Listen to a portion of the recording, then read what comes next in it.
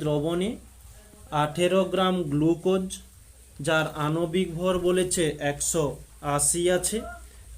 দ্রবণের মোলার মাত্রা নির্ণয় করো। তো আমাদের এখানে 1 লিটার দ্রবণ বলছে, তাহলে এখানে করতে পারি দ্রবণ, যাকে আমরা ভি দ্বারা চিহ্নিত করি, মানে দ্রবণকে নয়, এখানে প্রশ্নানুসারে এখানে হয়ে যাবে 1 লিটার। ওকে, বা আমরা একে বলতে পারি যে 1000 ml। নেক্সট বলেছে 18 গ্রাম গ্লুকোজ, মানে দ্রাব সমান 18 গ্রাম। তো এই 18 গ্রামকে আমরা ডাব্লু সমান 18 গ্রাম করতে পারি। আর গ্লুকোজ, যার হচ্ছে আণবিক ভর বলেছে, আণবিক ভর বা ওজন এম সমান 180। তো এখানে বলছে মোলার মাত্রা,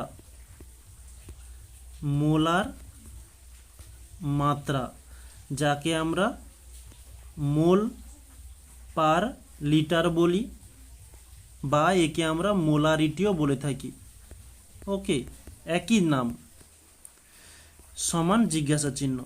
তো আমরা এই মোলারিটি এর সমীকরণ একটা জানা রয়েছে, যে W by M into V. Okay, তো এখানে আমরা ভি এর মান যদি লিটার এককে বসাই, তাহলে আমাদের এখানে 1000 গুণ করার প্রয়োজন নেই। যদি আমরা ভি এর মানকে এই এম এল এককে বসাই, তাহলে আমাদের 1000 বসাতে হবে। ওকে, যেহেতু আমাদের লিটারে রয়েছে, তাই আমরা এখানে আর 1000 বসাবো না। ওকে, তাহলে ভি এর মানটা আমরা 1 দিয়েই ক্যালকুলেশনটি করব। তাহলে এটা একটু কেটে দিলাম।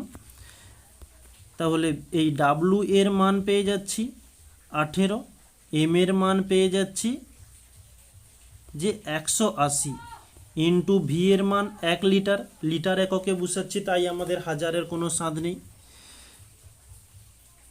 তাহলে আমরা এখানে কাটাকাটি করলে পেয়ে যাব 18 একে, মানে 18 10 180 সমান পেয়ে গেলাম 0.1 এত মোল পার লিটার, বা একে মোল লিটার ইনভার্সও লিখতে পারি। এটা হচ্ছে আমাদের প্রথম পদ্ধতি হলো, এটা হচ্ছে শর্ট পদ্ধতি। নেক্সট আর একটা পদ্ধতি তোমাদের দেখাচ্ছি, যে পদ্ধতিটা একটু লং হতে পারে, তো এখানে লিখে দিচ্ছি সেকেন্ড পদ্ধতি। এখন আমরা লিখতে পারি যে 1 মোল গ্লুকোজ অণু সমান, যার আণবিক ভর বলেছে 180 গ্রাম গ্লুকোজ। অর্থাৎ আমরা এই বাক্যটাকেই ঘুরিয়ে লিখছি আবার, 180 গ্রাম গ্লুকোজ সমান 1 মোল গ্লুকোজ অণু।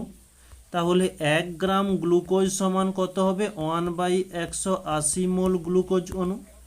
তাহলে আমরা আমাদের প্রশ্নে বলেছে 18 গ্রামের জন্য, এই যে 18 গ্রাম, তাহলে আমরা 18 গ্রামের জন্য নির্ণয় করব 18 গ্রাম গ্লুকোজ সমান 100,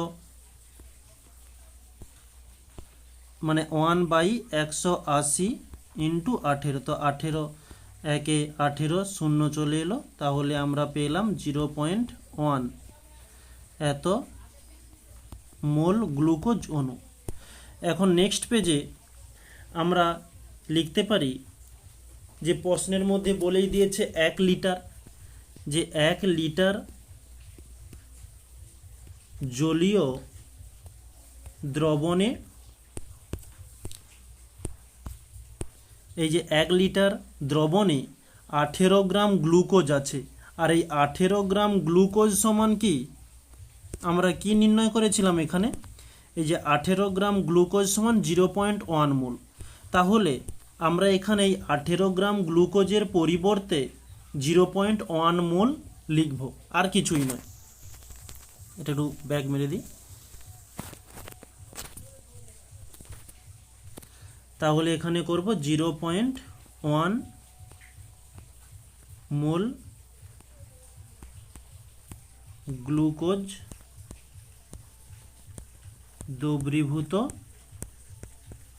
আছে, অতএব আমাদের কোন এককে চেয়েছিল বা কি নামটি দেওয়া ছিল, যে মোলার মাত্রা। তাহলে আমরা এখানে লিখতে পারি যে দ্রবণের মোলার মাত্রা, দ্রবণের মোলার মাত্রা তাহলে কি হয়ে যাবে 0.1